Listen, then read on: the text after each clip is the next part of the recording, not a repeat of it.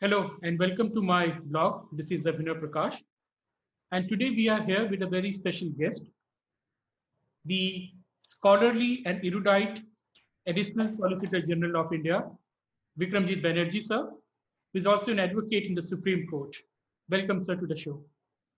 So today here we're going to discuss something very interesting, and that is the nature of the Indian Constitution and whether the Indian Constitution is suited to the Indian realities. So starting with the first question, sir, which is often being discussed these days on Twitter, on Facebook, in social media, and even on the WhatsApp University, is that Indian Constitution is a cut, copy, paste constitution, that it does not belongs to India, that it is not, it was not selected or elected by the Indians, it was imposed from the outside on the Indians, that Indian Constitution is not Indic enough. What's your take on that? It is a not a simple question. Whether if you ask me that question very simply off the bat, is it an Indic constitution? I would say no. It's not an Indic constitution in that respect. But I'll explain to why I think that it was a very conscious choice of what we decided. As a society, we decided that. As a people, we decided that, and that's why we sort of had the constitution which we have.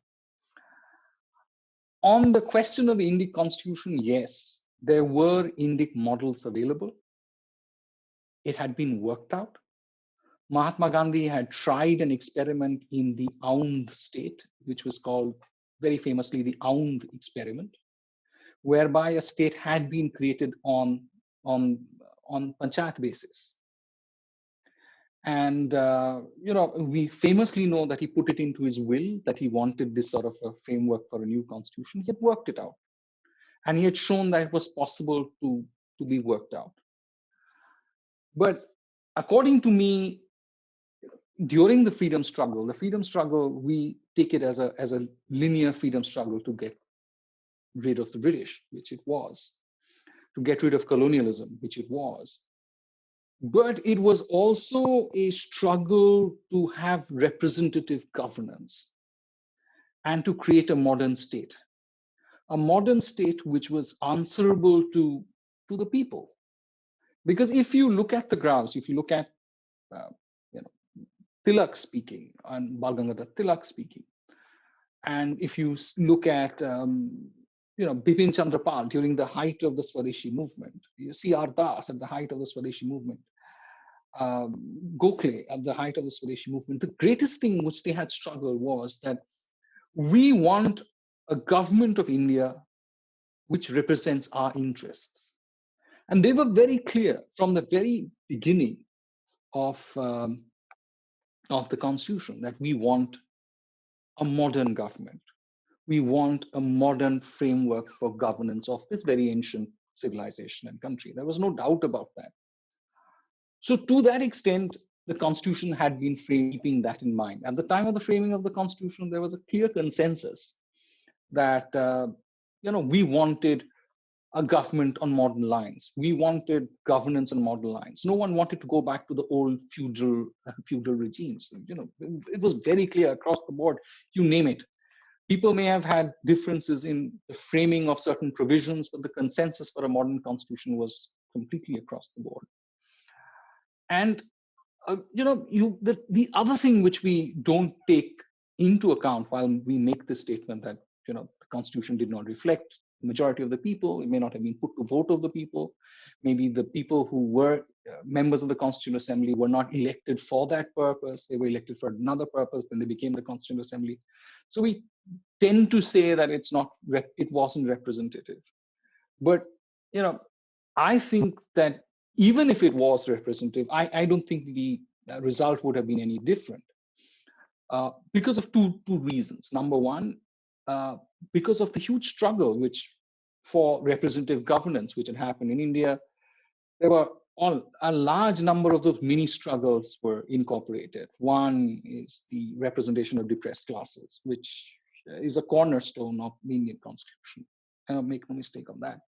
The question of freedom of speech and expression, because of the history of the British Raj acting against it, that had to be incorporated. The the provincial governments, which were the cornerstone of how British India ran, that had to be incorporated. And we took these influences from different parts of the world. So we took, like, let's say, provincial, provincial governance, how provincial governance is to be done. So we looked, the British looked at it in certain parts of the world where they'd done it before, somewhere like Canada.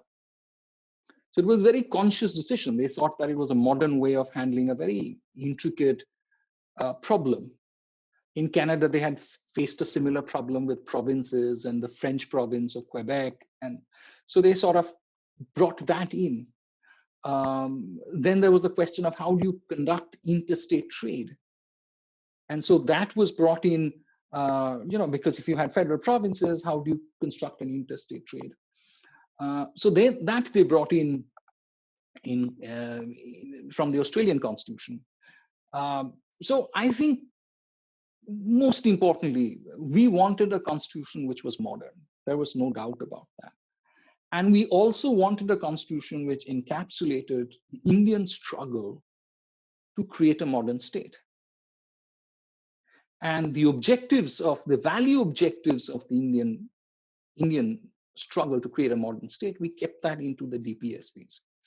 Now, we all know very famously the DPSPs, Directive Principle State Policy, was taken, the idea of it was taken from the Irish Constitution. But then the thinking behind it was, that you were creating a modern state. A modern state had to use the tools of modernity to create that state. So you borrowed the tools from wherever it worked. So you took the tools from wherever it worked, you Indianized it. Because remember, the consensus was very clear. Society, because there were huge inequalities in society and people didn't want to go back to the old times, irrespective of however much we are nostalgic about it. But people wanted to retain the core of the influence of India. And in certain provisions, in certain sections, in certain ideas, the constitution is remarkably different. On the question of depressed classes, everybody knows that it's different. On the question of language, everybody knows that it's different. On the question of directive principle state policy and the compromises which were worked in, everybody knows that it's different. Large parts of the fundamental rights were worked out. Right to religion was worked out. So these were issues which were like completely worked out, which was completely an Indian consensus which was worked out.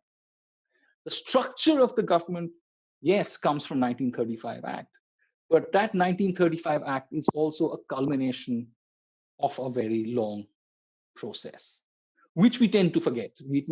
Struggle, for example, the struggle for an Indian Supreme Court. Now, all of us know Indian Supreme Court, before the Indian Supreme Court, and in most other countries of the British Commonwealth, the appeal was in the Privy Council. So we chose to have an Indian Supreme Court. There was a struggle for that.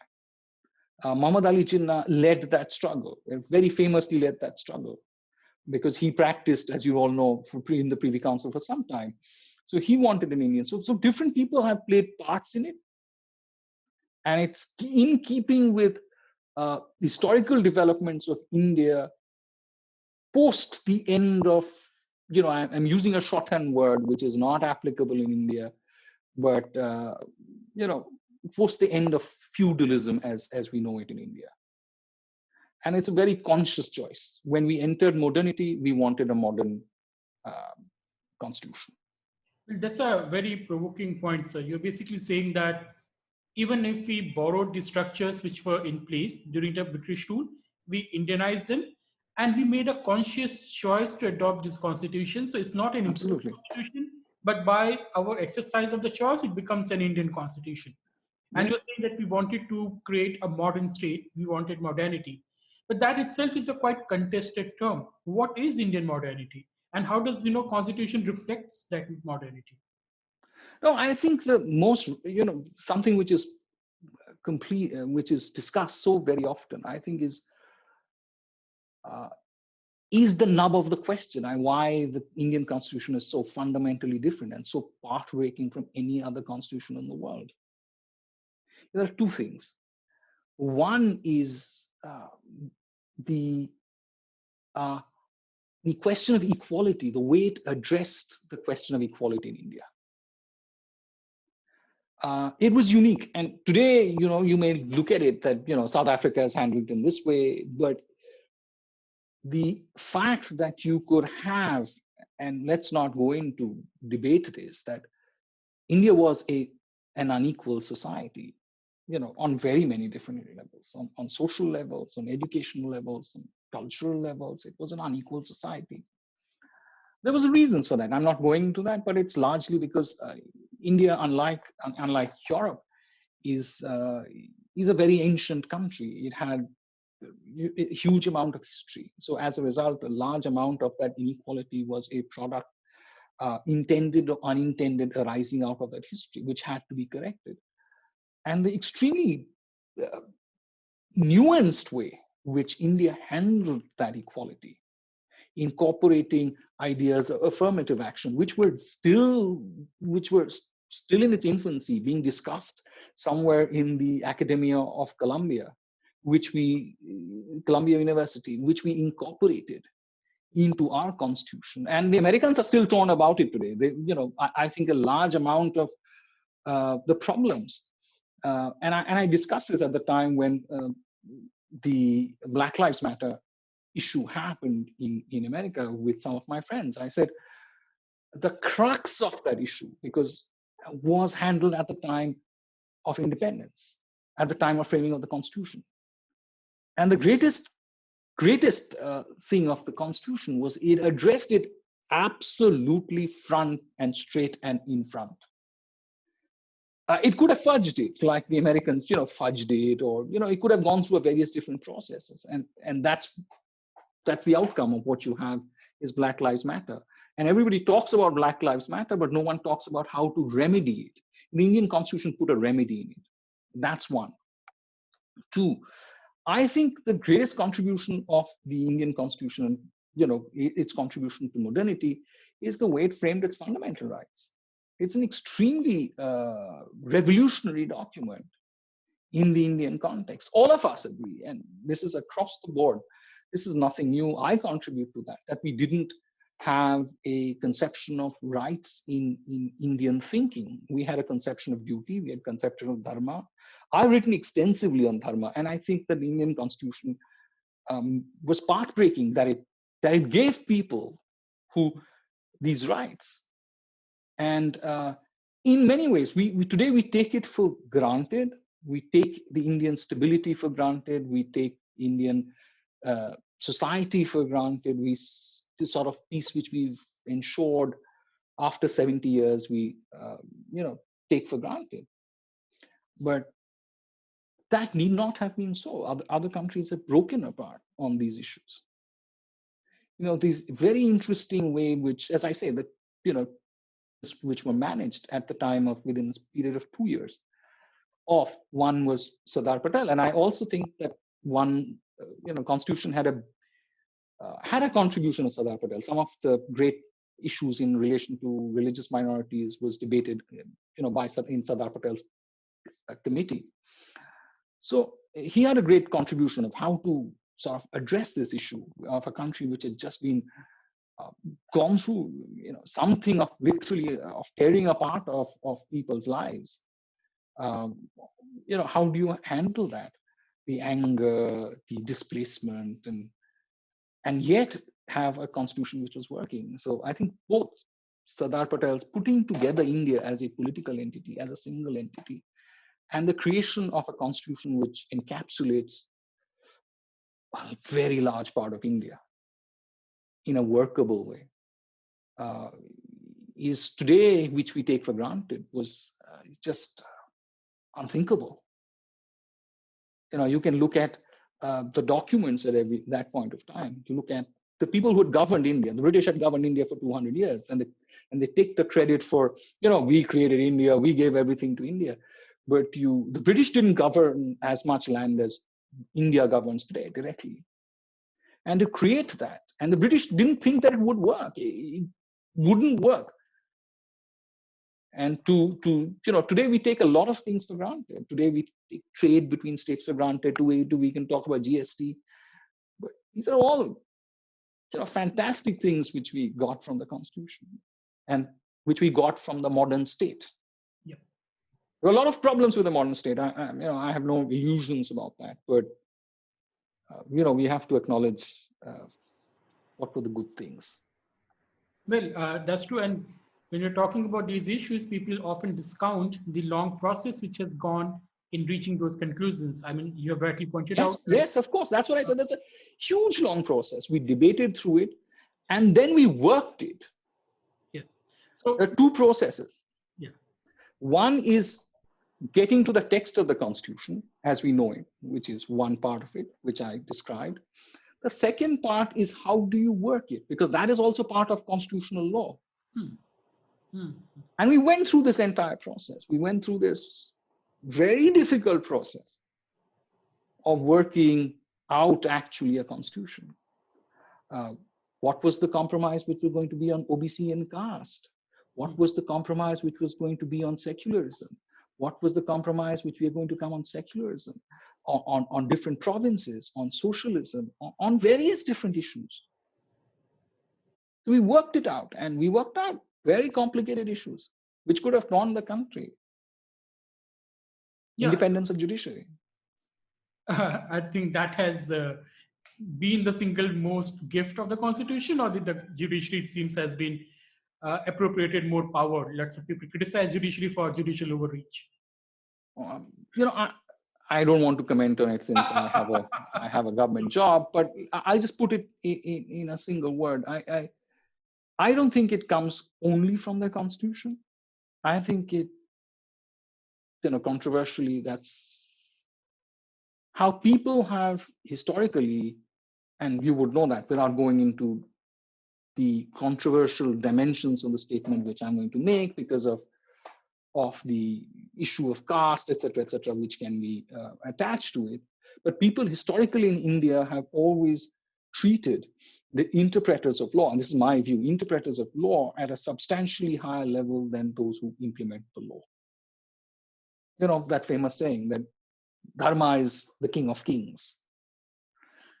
And the interpreters of law have always been given a very high status in any sort of Indian governance.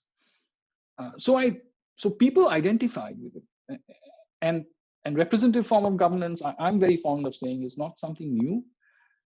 We all know historically Lichavi kingdoms, representative governance at the village level was always there. It's never disappeared. But not in the state. We knew that. You look at Baba Sahib's writings, you know that. There were a lot of writings at that point of time how democracy was not new to India, even at the time when the Constitution was framed. Before that, a lot of work had been done. But the conscious choice was, yes, we have that, but we wanted to create a new state, a modern state, and keeping in mind our culture, our heritage, our customs, our uniqueness. Yes, I mean, if you look at even the reservations question, so people often forget that you had this Rajamunche Pact, you had this Pune Pact, which basically, of course, one of the one of the first documents of the Republic, because that ensures its demographic. Absolutely, and I'll tell you so many other things. Representative of representation of forming of the first legislature, of the council being expanded to have representation, across the board, to have elections for the first time in India on a national level. Identity is created by politics, to have provincial elections, to let the people believe, who have never believed, that they could elect their leaders. It is a revolutionary act. It was completely revolutionary. And people who forget that, don't get the essence of the struggle. And people fought for it. People like you, me, people fought for it. People went to the gallows for it. There was a very famous interview I read once of Surendranath Banerjee. He in Britain. He'd gone to Britain, and he said that he was obviously this again, ICS, the person who trained for ICS, an ICS officer, went over to the Congress, and he was in Britain, and he was asked this question: what would be your last wish if you were to die tomorrow? And reception Britain. And he says, my was one, you give me representative governance. And you get the political prisoners who have been agitating for representative governance, who had been sent to Kalapani, Andaman, and you get them back. And he said, if you give me all these things, then I will die a happy man. So the fight was for representative governance. And this happened for a very long period of time. And even and I tell everybody, even if you look at Lokmanya Tilak, who could be in many ways construed to be a conservative in some ways as to his impression of the world, Lokmanya Tilak was very clear. He said that we want governance which would be our people should man our governance. And there was no question of going back or going to something else.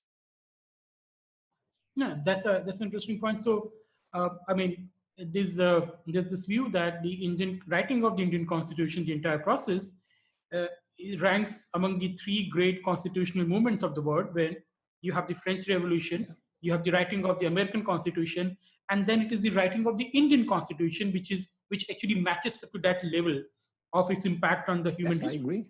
And I mean, never before so many people were given equal rights. Never before so many women were given equal right with just a stroke of a pen. So it's a very profound movement. But you have people on the left who says that, well, this is a very bourgeoisie, this is a very status quo constitution, this is a, not the constitution which people wanted. So, and on the other side, you have the people who say, well, this is all a fraudulent non-Indian constitution. How do you see role of the Indian Constitution? Is it revolutionary? Is it transformative? I don't think it's revolutionary at all. You have to look at it, and I look at it again in a different way. You mentioned that the three great sort of constitutions in the world, constitutional moments in the world, were of the American Constitution, the French Constitution, and the Indian Constitution. I disagree, because I think we borrowed our constitutional processes from British constitutional law. I'm very clear on that.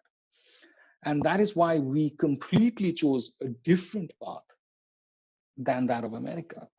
We chose a different structure. We chose parliamentary democracy. We chose our constitutional law from Britain. And there is a marked difference. You have to realize America branches out from Britain in 1756 or thereabout, 1756, 1780, whatever.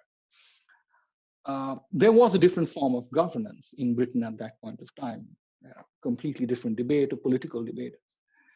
And then the Great Reforms Act happens in Britain, in the British Constitution, where parliamentary democracy, as we see it today, of prime minister being responsible, of judges, convention being independent, of parliamentary constituencies, of representative governance, that is when that happens. Hugely, entire system of Britain is reorganized. That is replicated in Canada, in Australia, in wherever. And I think that the constitutional law which is then created is an extremely consensual method, much more consensual in its nature. And there are various different, I can take you through it. You cannot look at Indian constitution separate from the development of Commonwealth constitutions all over. And Commonwealth means not the first Commonwealth of Britain and America, but the second Commonwealth is post-Britain. Because, and in many ways it served our purpose. If the tool was if the taste of the pudding is eating as to how it governs, it has served our purpose, because you've seen what can happen in America in a situation of divisiveness. And I was discussing with someone when all this happened, a very divisive election happened in America, and the institutions were nearly incapable of handling the stress. In India, and I said, what would have happened in India? I said, a coalition would have worked out in India. In Britain, a coalition would have worked out in India. So the other side who would have technically, and it happened with NDA also, You win the election, but a coalition then takes over, you know, and you are okay, you know, I won the election, but a coalition took over. So that takes out the anger, the stress, We have the moral the victory. not only moral victory, people go live to fight another day. Their bitterness, and to have a steady, an insulated bureaucracy, which also, you know, this is the processes which Britain arrived at of sharing power in different institutions. And therefore, you know, ensuring his checks and balances. While the American Constitution believed the Constitution checks, balance, check, balance, check, balance, and you don't trust anyone. The British Constitution, you know, constitutional law over a period of time realized that is not going to work because that creates too much stress.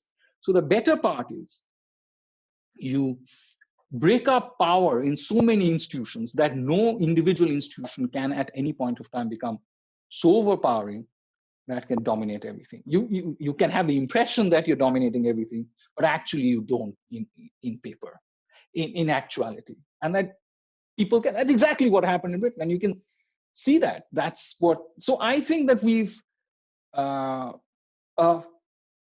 a corollary, we because of the entire Commonwealth process, we come from British constitutional thinking, different from the American constitutional thinking, which we indigenized because of the struggle because of the struggle for, as I said, which ran parallelly to independence, the struggle to create a modern state out of a very ancient civilization, which I think is unique, which nowhere in the Commonwealth ever happened, because the Australians, the Canadians were like the British. You know, Malaysians were okay. Malaysians were in, you know, they replicated, but nowhere was such a living, deep civilization. You know, governed under, you know, took constitution upon itself, which happened in India. Yeah, that is very true. And I think there's lots of, I'd say there's a lack of appreciation of what we have achieved in the last 70 years. Somehow we tend to look at the Indian state with, you know, somehow this mentality of the Indians to not appreciate the value of a state. Is it because we have been ruled for so long by foreigners that we don't even understand the power in the state? And we somehow think that, no, we don't need power, we don't need state. It's evil, we have to operate outside the state. Do you think that there is this kind of view in Indians? No, I see. I know where those two arguments largely originate from. One, you know, there are possibly three sets of people in India, very influential set of people who make that argument. One are the liberals who have a very strong voice in the mind space of elite Indians. Where they say that, you know, the state should stay out of, you know, governing people's lives, but state should do more for the poor. So economically you interfere more, but socially you interfere less.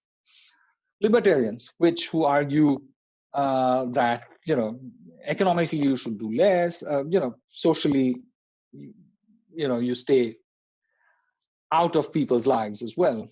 So very, very influential. Libertarians are very influential in that way. And akin to that was Gandhian politics. And Gandhian politics has deep roots. Civilizationally, I can maybe test it back that it goes through a skepticism of the state, which is very, very old, very ancient in India. You know, so old that Alexander speaks about it. And Alexander was shocked that people could have that amount of skepticism for state. So it's that old, and it feeds off that. So that has always been a skepticism of the state is a part of the Indian psyche, of Indian civilization. There are people who support that. But I think largely people in India, across broadly the country, are appreciative of the government. They're not happy with everything. This is not a perfect state. you can't have a perfect state. Possibly if you had a perfect state, then it would be Ram Rajya. But we haven't reached that yet. And that's the ultimate objective, to have Ram Rajya, Dharma Rajya, wherever, you call it Dwarka, or, the ideal state you want.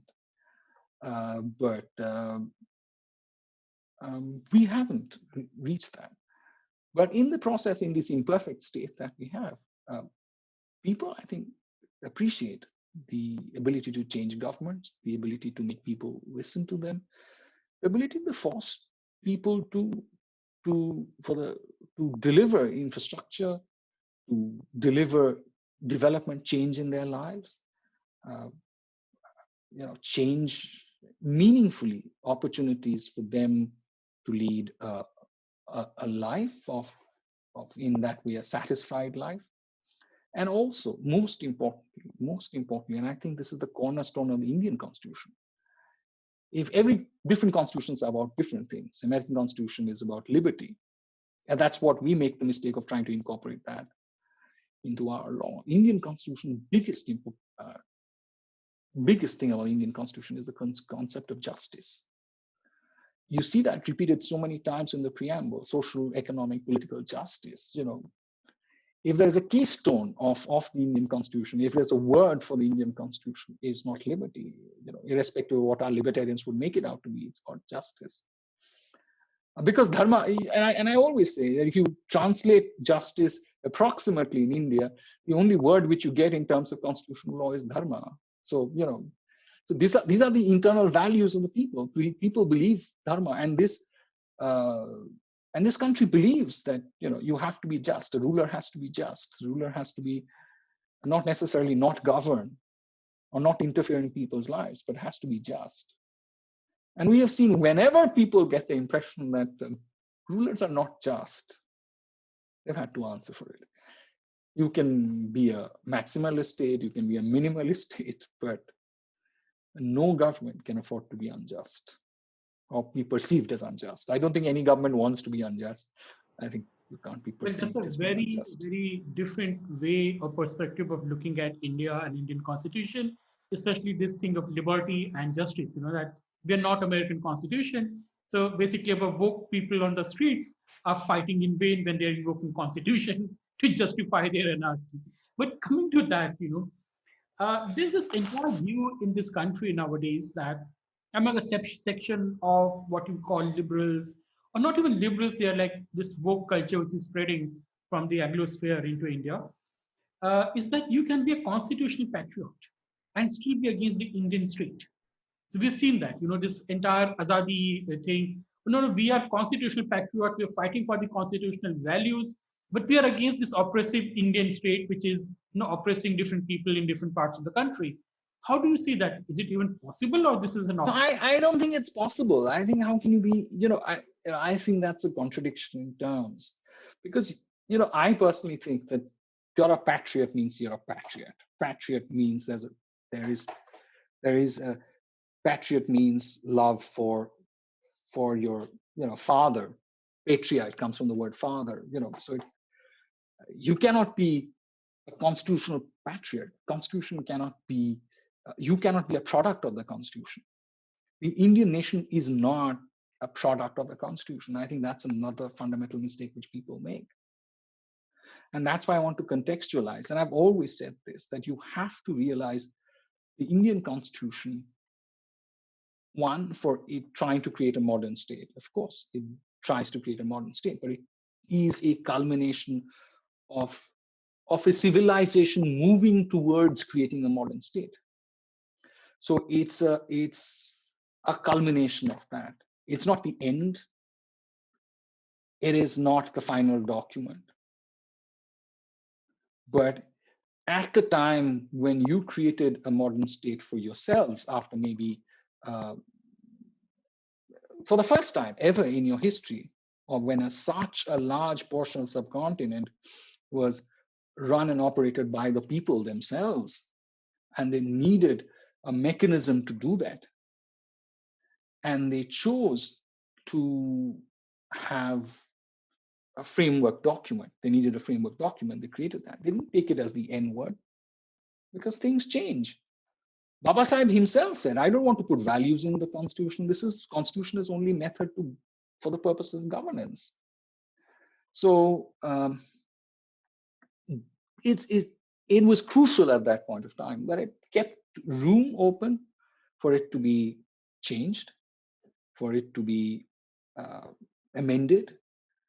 And that's why, in that way, it kept two ways of amending. One, some which affects the powers, interstate between powers of the state, which had to be ratified by the state, and some which don't need to be ratified. Because it kept that room open, saying that, okay, we don't want, very much unlike the American Constitution, an amendment is extremely difficult. Because in many ways, if you look at, there was a struggle, there was a confederacy, which you know, first there was a confederation of American states, which then came to, a federation of American states, and which then came to be the American Constitution, which happened 11 years later. So there are two constitutions, sort of. But the country of the United States of America is in many ways product of the Constitution. For us, it's not a product of the Constitution, it's a product of our culture, of our civilization, and our history towards the creation of the modern state, against different odds, against colonialism, against different types of governance across the board of 1,000 years of different governance. But I'm not only, I think, of the entire feudal regime, and I put that together, and as well as colonialism. So that was, I think, it's extremely crucial to remember. So when we're discussing constitutions, we say that there have been so many amendments to the constitution. We had to do immediately the first amendment, and that proved somehow that constitution is flawed, that it was not good enough, and this was a constitution which was just a job done in hurry, and we did not think it through. Do you think that allegation?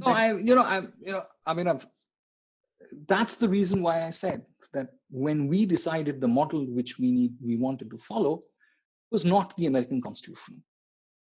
British constitutional law, as you know, is not written, is termed to be extremely flexible, because amendments can be made easily. Any law passed by the parliament effectively becomes part of constitutional law.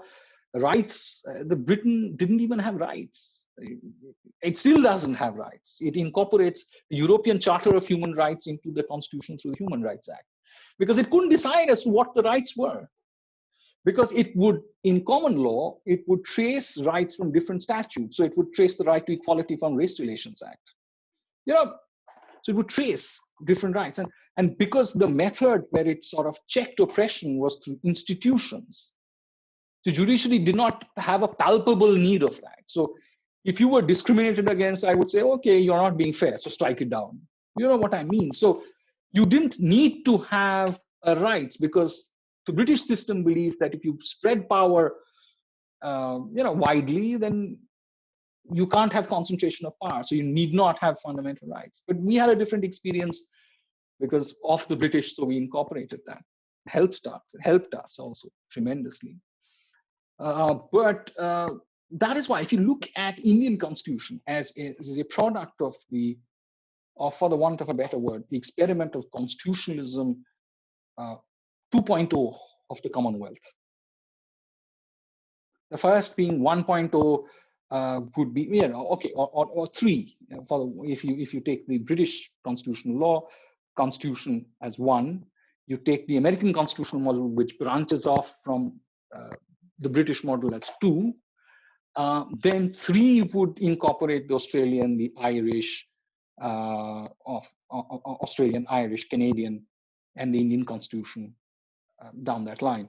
And if you want to 5, then possibly you can incorporate South Africa, which is goes back to the Yemen model, and sort of that's 5.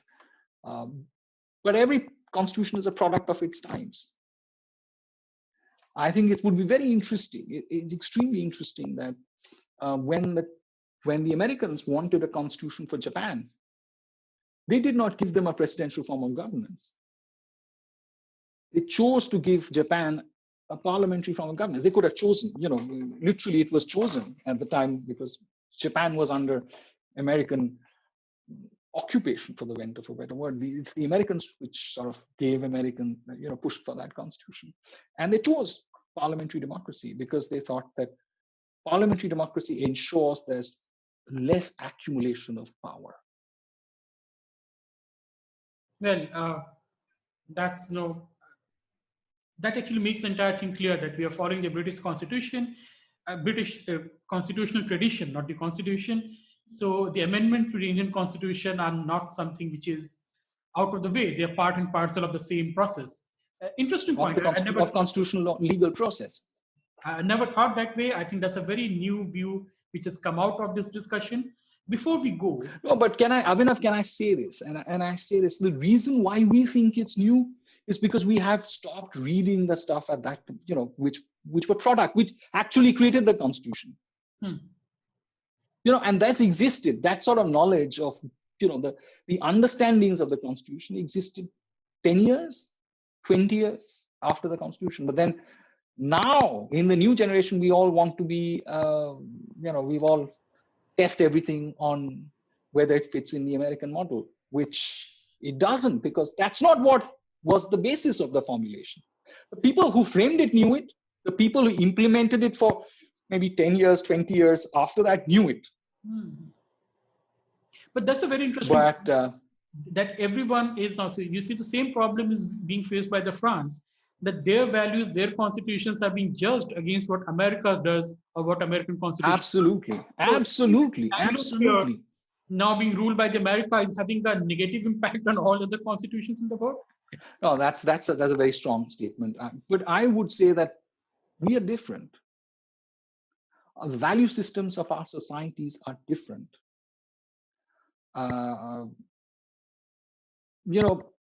And we have to realize, of course, we don't share the same value as Britain does. I'm not saying that we share the same value as Britain. We don't share the same value as America. I'm not saying that. I'm not saying that at all.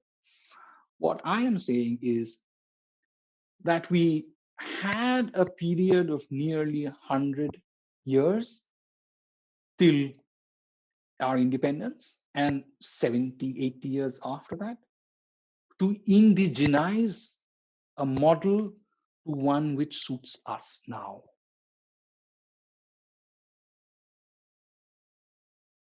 Our model of constitutionalism has to be uniquely to India.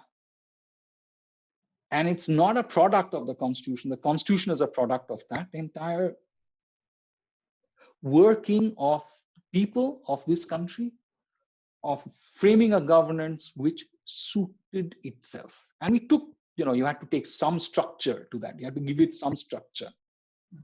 And we thought the best structure possible was under the British structure, because that's a structure which everybody was used to. For better, because we were, for better or for worse, that's as part of our history, as the Mughals ruled India for 200 years, and the Marathas, governed India for another 100 years. The British governed India for 200 years. That was part of our history. So it was felt at that point of time that, it's better to use a structure which people are used to than use a structure which people are not used to at all. We could have gone on a tangent and taken the American model, but we said, no, we have this. And it works. We've seen if we can change a few things which were the problems, it works well. Why don't you? And then we worked it out.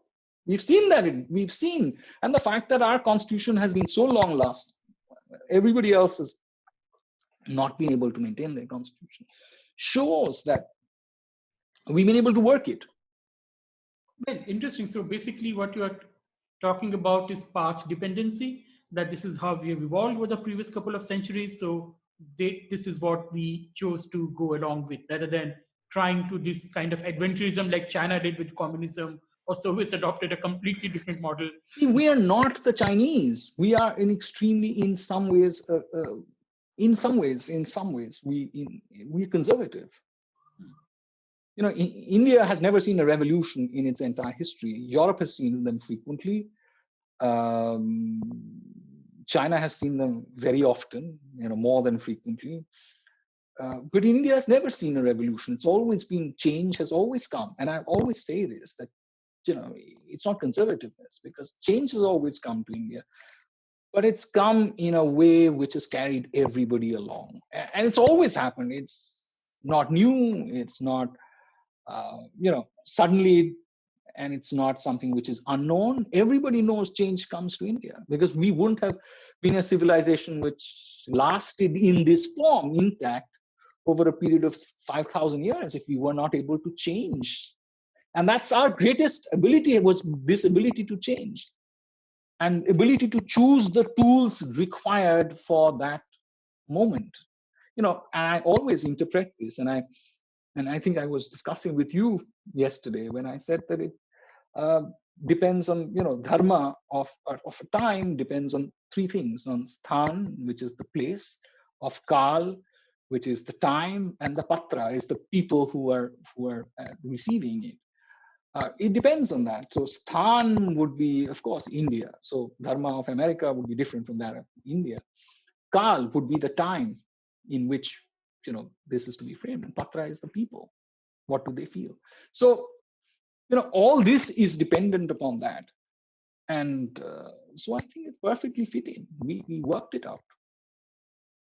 So before we end this discussion, I don't think we can cover all the topics in one session. But I don't think we can too. It's such a wonderful. My last question to you would be: how do you see the India's future trajectory in terms of its constitutional evolution going forward? I think, I have no crystal ball. I have no crystal ball to guess anything, because you can't predict constitutional developments as much as you can't predict history. There are people who are, for the one, and I'm using that word, who Marxians, who think that you can predict history. I can't predict history, because that's the great civilizational lesson that we all know, that it's very difficult to predict, to see the future, and only the one above knows what the future is. No one else does.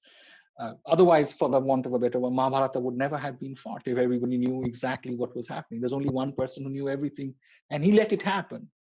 But the fact is, I can't predict history, but my prediction is this. That if 70 years or 80 years is something to go by, it has proved one thing, that whatever the challenge is,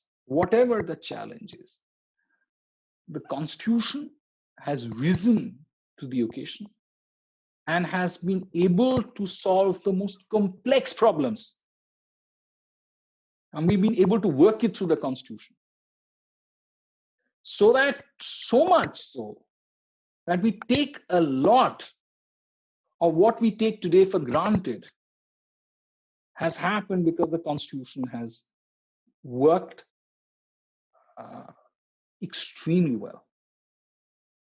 So that's what I think. I think whatever happens, the Constitution will rise up to the occasion and will be able to handle all the challenges, and as it has before. So that's what I can say. And I don't want to exaggerate it. I don't want to predict what route, a line, or anything will happen. But every institution under the Constitution has always stood up and ensured that the governance of this very diverse, very sensitive country, with different languages and different religions and different social groups, have a huge amount of cohesiveness. And I think that's its greatest gift. And I think that's a gift which I think the Constitution will keep on giving. Well, on that optimistic note, it's time to end this discussion, but very nuanced discussion, very new, different perspectives, very different ideas, like this American Constitution being focused or based on liberty, Indian Constitution based on justice. And these are the things we hardly discuss, we hardly come to hear. because most of the time the discussions are dominated by outrage, So there is this woke culture both on the left and the right. Everyone is outraging about everything. Everyone is getting all the knowledge from Instagram. As you rightly pointed out, we are not reading enough anymore. But hope to host you, sir, again on some other topic. Thanks for your time. Thank you. Thanks for your wonderful insights. Thank you, sir. Thank you so much. And thank you, audience. And then see you later.